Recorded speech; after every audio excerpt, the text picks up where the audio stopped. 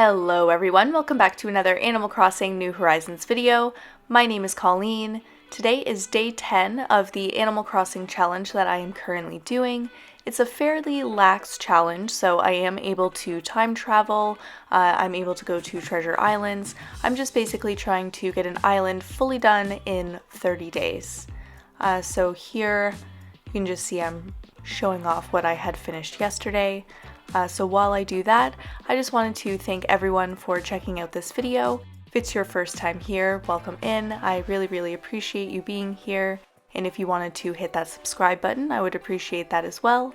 That way you can keep up with this series, and it would also be helping me reach my goal of 300, which at the time of this recording, I'm fairly close, so that would be pretty exciting. So as you can see here, just a little bit of a flyover. This was on my way back from a treasure island. I had forgotten to press save multiple times, so that is my fault. Just a quick reminder, actually, if you're newer to the series, you might not have known this, but I am recording these videos on my Switch Lite, so it's in 30-second bursts. That's why there's lots of transitions and why it goes from clip to clip fairly often. That's just a limitation of the Switch Lite, unfortunately. Don't know why I decided to do it that way, but it seemed like a good idea at the time. But yeah, I am just doing some crafting, some customizing. I had mentioned in yesterday's video I wanted to try out some of the grass standees, and I stand by that. I think they're very cute. Now the path that leads up to the plaza has been bothering me though, so I do fix that a little bit later on. I don't know if anyone else had been bothered by it, but just the part that actually meets up right underneath the lights there, it just looks too boxy to me, so. Other than that path though, I really didn't have very many plans for today. I was kind of desperately trying to think of what I wanted to do when I was putting up these decorations. The first thing that came to mind was putting in a little pond at the front of the plaza here. I know I mentioned in previous episodes I liked having the pond near the front, but then I ended up putting Weber's house where it was. So I put in a little peanut-shaped one here, or number 8, you know, whatever you want to go with. And I think it's pretty cute. I don't know if I'm fully pleased with how it looks, but time will tell. In a few days, we'll see if I decide to change it or not. You can see I'm still trying to cover up that one spot. I'm realizing that a lot of people either do 3 rows of those cutouts, which is just way too much for me. I will not be doing that.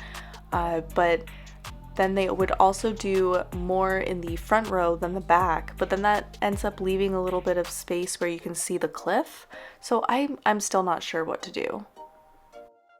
As you can probably gather, I just went to another treasure island. I needed some more flowers, some little trees, that sort of thing, just so I could make it look a little bit prettier. Sometimes I find just adding in the flowers is all you need for it to actually look like it's done. That might just be me though, I'm not sure. I did pick up some stunted cedar trees as well. It's just very helpful, honestly. And then I picked up some saplings at the same time so that I could make sure that they didn't continue to grow. Now finally getting to the part where I knew if I didn't have any ideas, I would be working behind Nook's and Able's today. So just trying to put in a little swampy area on either side of this land bridge. Immediately I regretted putting up the fences first, but I really had just wanted to see what they looked like. I've obviously seen them on people's islands or in other videos that I've seen, but I needed to see it for myself.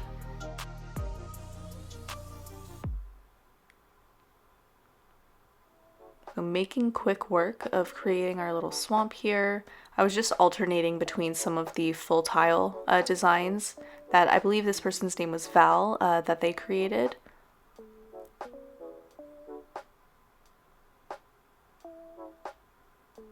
I'm still so in love with this design. It is so pretty.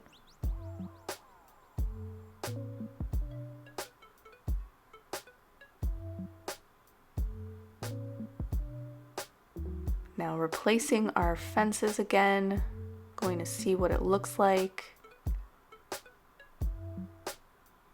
And I realized I needed to customize some of the vine benches. I had some of the brown ones, I had some green ones because I had decided to craft some, and this was the best customization to match the swamp, in my humble opinion anyways. I'm sure the green one would have been good too because it would have matched the vines that are on the cliff, but I just really like the gray one.